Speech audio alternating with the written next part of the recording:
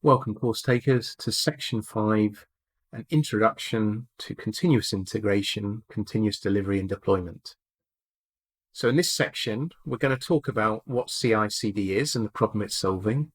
Then we'll begin to look at the various tools that you get with Amazon, from code commit, as versioning control, through code build, code deploy and code pipeline, and also touch on SDK and IDE type integrations. Finally, we'll run through an exercise with widget.com where we'll use some of those tools to store and deploy code in pipelines and also using code deploy. So if you're ready, let's get started with video number 1, CI/CD 101. So in this video, we're going to look at exactly what CI/CD is and the problem it's solving. We'll describe the overall process and explain the different deployment strategies. So if you're ready, let's get started. So hopefully you should all be familiar with this kind of DevOps flow. Now, the problem with DevOps is there's no real one way, there's no real one standard for defining what DevOps is. Most people will agree it's the tighter integration between development and operations to make software more sustainable and better quality. And the problem for that is there's lots of evidence that say you can fix a fault early, doesn't cost you anything, particularly when you're building and testing. Try and fix a problem after you've deployed it, or if it's an operation, costs you a lot of money. So the quicker you can fail, the quicker you can find bugs and issues, the quicker you can resolve issues, the quicker and more cost effective you can be. So when we talk about DevOps Flow, we talk about the planning phase. So this might be using Scrum or Kanban or Safe or Less or something like that to do the planning for the code. Then, of course, you need to code it. You need to build your software package into deployable artifacts. You need to test those. You need to release the code, deploy it into production or into another staging environment, for example. You need to operate it and monitor it, and then you repeat. And you just go through that iterative process. So when we talk about continuous integration, we're really talking a lot around those initial testing phases and making sure that we get a solid build. When we talk about continuous delivery and deployment, we're really talking around deploying into operations, releasing code. And we'll go through this in more detail in the next few slides. So testing is everything, I think, in continuous integration, continuous deployment. So we're going to focus on the different types of tests. Now, this is not necessarily the only view of testing. Software development is much more art than science sometimes, and this is one of those art areas. But let's look at the different flows. So we start with planning. Okay, we've always got to do some level of planning. It might be Scrum type planning, it might be pulling items from a Kanban board, it might be program increments in Safe, but we do some sort of planning. And then we do coding, and we normally do some sort of test unit integration. So unit testing is really much focusing on a very defined, very narrow view of a test. It might be testing a class or a function or a couple of functions. Integration testing is stepping out from that world a little bit more and looking at maybe a number of subsystems or a number of related classes or related functions, but it's still not doing end-to-end testing. So unit testing and integration testing is very much the remit for what used to be called quality assurance, and the automated view of that is really continuous integration. Once we've done a level of testing, we've integrated it, we know things were not breaking in the build, we deploy it into staging, then we do our acceptance and regression testing. So these much more end-to-end, making sure that we're meeting the end-to-end use cases. We're making sure that we've not broken anything that was working before. And now we get to the difference really between continuous delivery and continuous deployment. So both get deployed to production, but in continuous delivery, that's a manual step. In continuous deployment, you take it all the way through using an automated pipeline. So you'll hear the term pipeline, and we'll talk about pipelines in another module. But pipelines basically represent all those green blocks. Can represent the manual steps as well, the red ones as well, but they don't tend to represent the planning phases. It's all around taking that code and eventually getting to the point where you've got a working production system. So best practices. ThoughtWorks is a consultancy here in the UK set up by Martin Fowler, who is kind of the godfather of some of this thinking, and they've got a nice succinct list for what makes continuous integration good. So maintaining a code repository, treating your code in the right way, putting it into version control, and then automating the build, making sure the build tests itself, making sure that the commits are going into build, making sure that the build is fast. And when we talk about code build, we'll talk about what we're talking about. When we talk about code build, we'll go into the build process in a bit more detail. Making sure you clone your production environment. So this is a great reason for using Amazon, using things like CloudFormation. You can build exactly the same environment that you have in production, in test and in dev, just using smaller numbers of instances, for example.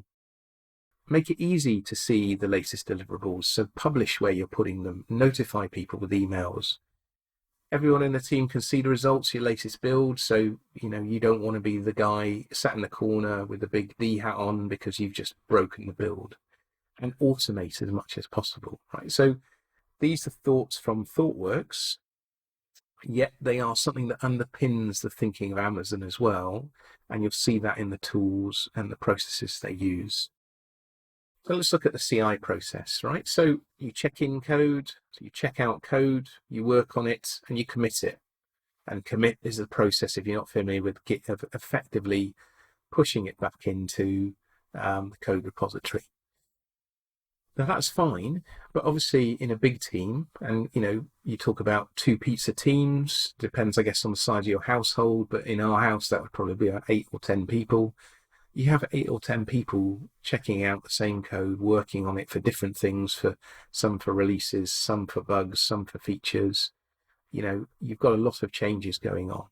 So you can begin to see that orchestrating and managing all of that, this is where your continuous integration, your build server needs to sit there. So when somebody commits their code, generates an event, the CI or build server is going to pick that up. It's going to build and compile it. It's going to run unit tests. It's going to run integration tests.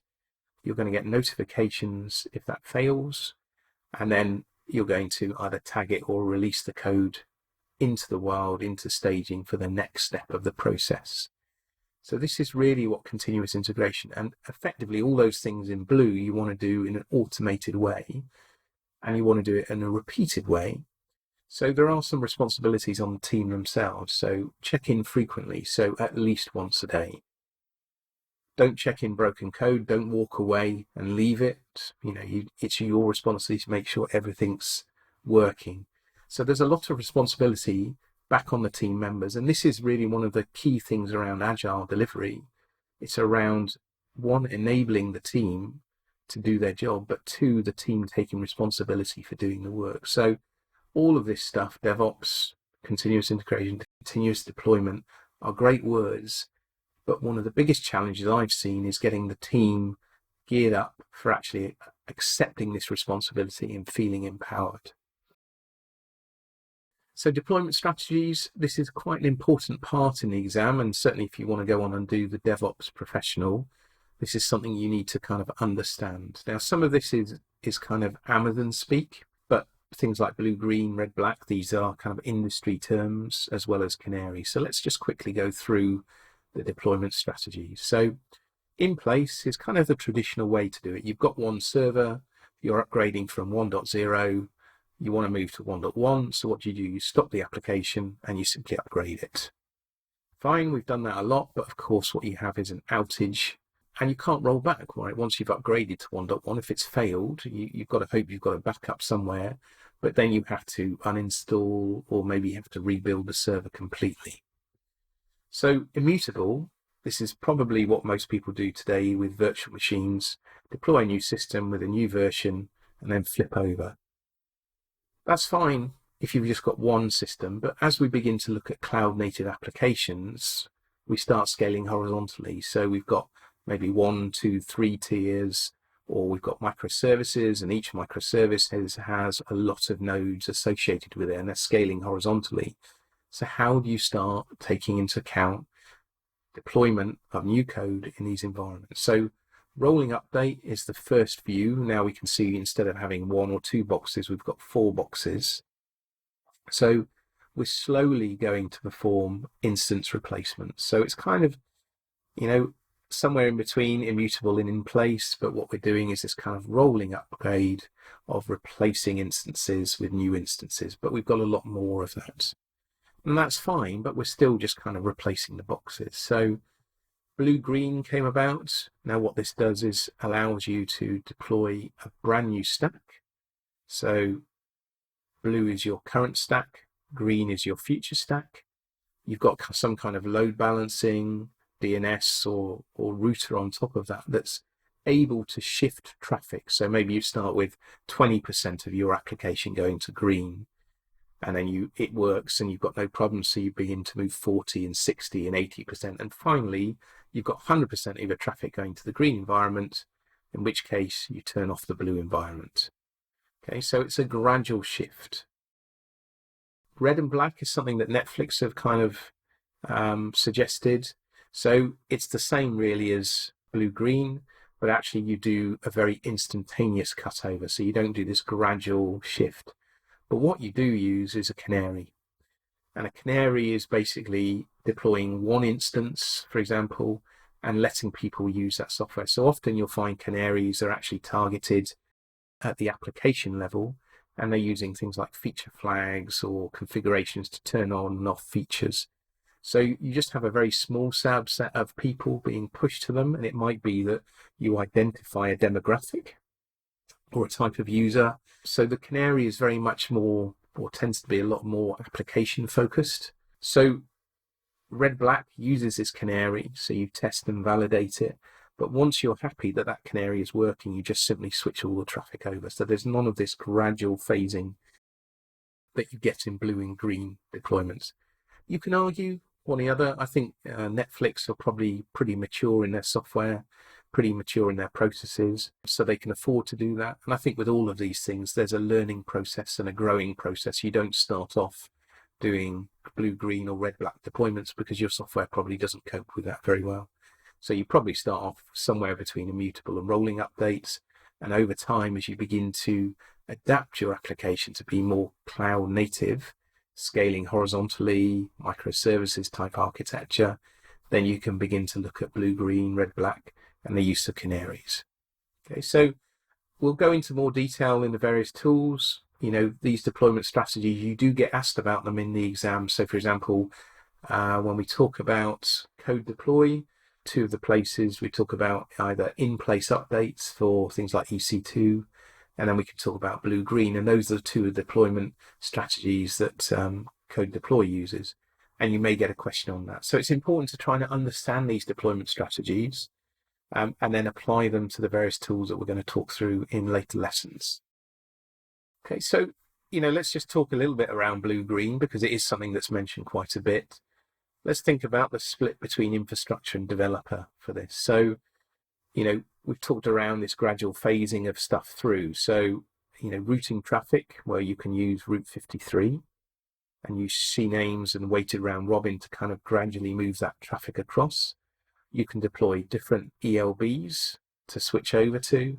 You can use auto scaling with different launch configurations. Now, this kind of fits inside of that infrastructure view, right? The operations view. But from a developer, there's also some choices. So how do you create and deploy your code? So you can use things like Elastic Beanstalk, OpsWork, containers and CloudFormation yourself, as well as code build, code pipeline to deploy all of that. So I guess the point about this slide is it's that amalgamation of DevOps. We start talking around how do you make those two worlds of operations, infrastructure and development and software coalesce and line up together.